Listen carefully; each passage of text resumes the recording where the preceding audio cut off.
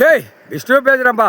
என்னப்பா கூப்பிட்ட எனக்கு முன்னாடி கணக்கு போடு அப்படிங்க. என்னப்பா அதான்ப்பா இஆர்டிடி போல 6 மாதம் தலைவராக இருந்தான்.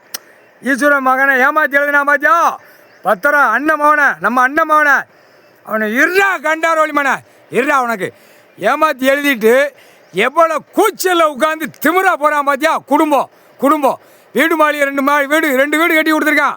அந்த 2 வீட்டில் உட்காந்துருக்கான். அதான் பஞ்சாயத்து போடும் மின்சாரம் பத்திரப்பதிவு 3 எரிச்சாச்சுன்னா கண்டாவரமாக சிரிக்குவான் உள்ளே மாட்டுவான். என்னப்பா கூட்டுறவு சொசைட்டியில் பால் மாடை பற்றிட்டு போய் அங்கே போய் கறவை கறந்து விஆர்டி டிப்போ ராஜபாளையம் தாலுகா விருதுநகர் மாவட்டம். இது சிபி ரிப்போர்ட்டு. அந்த ரிப்போர்ட் வரல வானர படம் எடுப்பான்.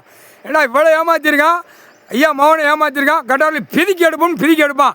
இப்போ வந்து அவன் கணைப்பான் கெக்கான்னு கணைப்பான். கணக்க விடுவார் கடவுள் கனடா அப்படின்னு கணக்கு ஏற்றுற கணக்கு. இது ராணுவம் எடுத்துருவான் உள்ள. பிஆர்டி டிப்போ பால் டிப்போ ராஜபாளையம்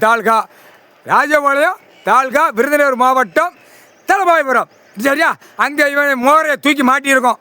என்ன இப்போ எல்லா இடத்துலையும் எலெக்ஷன் உத்தரவு வாங்கினவொன்னே பூரா போர்டு மாட்டியிருப்பாங்க. அந்த ஆஃபீஸில் எல்லா இடத்துலையும் மாட்டிருப்பேன். இப்போ கூட்டுறவு சொசைட்டி பால் பண்ண பேங்கு எல்லாம் போட தூக்கி மாட்டியிருப்பாங்க.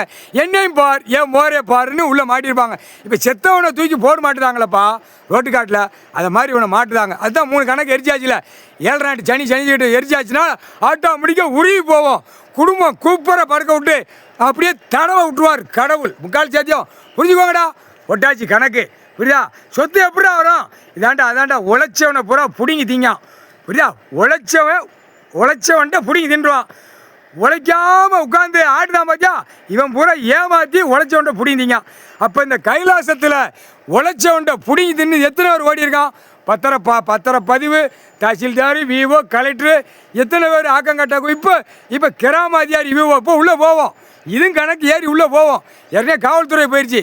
இது கணக்கு போவேல கொண்ட நரம்பு எடுத்து போடுவார். அம்புட்டு கிராம அதிகாரி பூரா உள்ளே மாட்டுவான்.